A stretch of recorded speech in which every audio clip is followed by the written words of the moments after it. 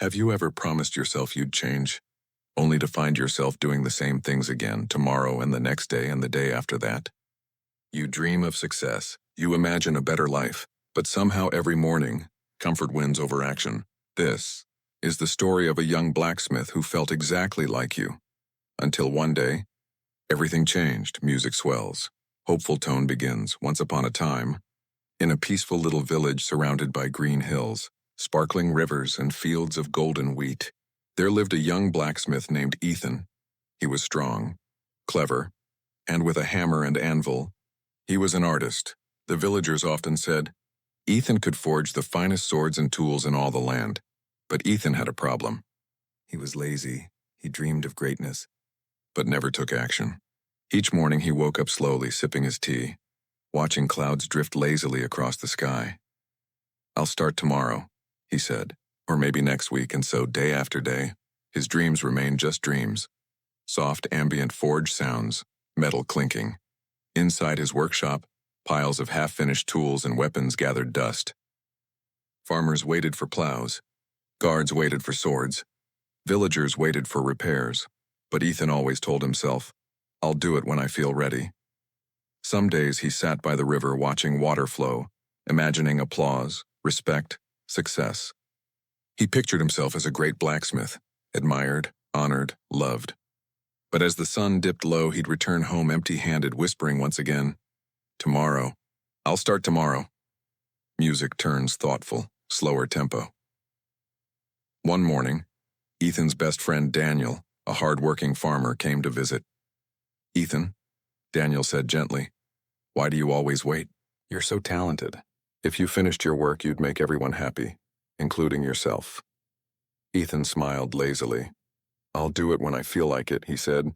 Daniel's face fell. "You're wasting your gift," he whispered. "One day you'll regret it. Dreams are nothing without action." Those words cut deep. Ethan laughed it off, but inside something ached. He wanted to change. He wanted to shine. But fear of effort, fear of discomfort, kept him frozen. Music fades. Silence for a second.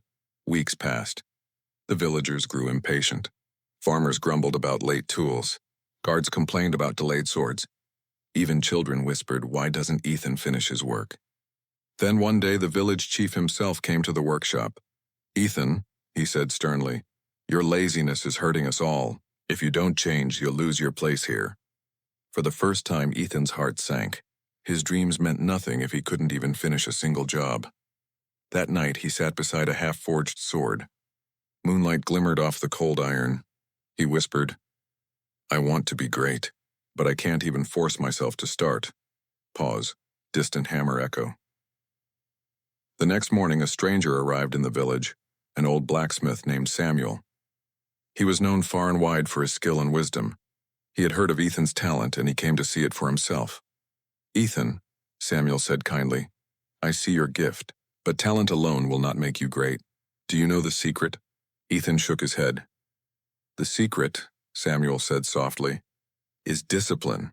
You must force yourself to work, even when you don't feel like it. Discipline is like iron. You must hammer it every day, even when your hands ache. Only then does it become strong." He leaned closer. "Start small. Work for 5 minutes, then 10, then an hour. Show up every single day. Motivation comes and goes, but action will always carry you forward." Music shifts. Uplifting tone builds. Ethan decided to try. That first day, the hammer felt heavy in his hands. His arms hurt. His eyes drooped. He wanted to quit, but he remembered Samuel's words. Just 5 minutes, he told himself. Then 10, then 30. By sunset, a small plow was complete. The next day, it was harder. He wanted to lie in bed, to watch the sky, to escape. But a voice inside whispered, "Show up. No matter how you feel." Day by day, Ethan began to see tiny victories. A polished sword gleamed brighter than before. A farmer smiled when he received his plow. Children who once mocked him now waved proudly as he worked. Music rises, energetic rhythm. Days turned to weeks. Weeks into months. Each morning was a battle, but Ethan lifted the hammer anyway. Each evening brought a small success. A tool repaired, a promise kept. And slowly, something magical happened. The man who once wasted his mornings became the man the village could depend on. Momentum had replaced laziness.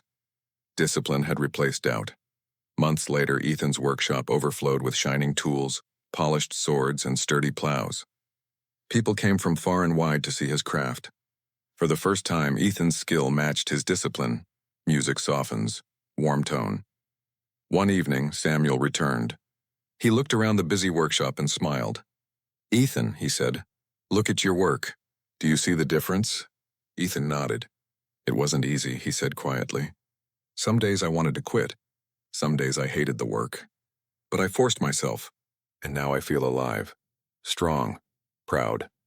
I feel like the man I always dreamed of becoming." Samuel smiled. "That," he said, "is the power of discipline. Motivation comes and goes. Desire fades. But action, consistent action, will always carry you forward. Never wait for the right feeling. Be the person who works even when it's hard. That is how greatness is born." Soft emotional music.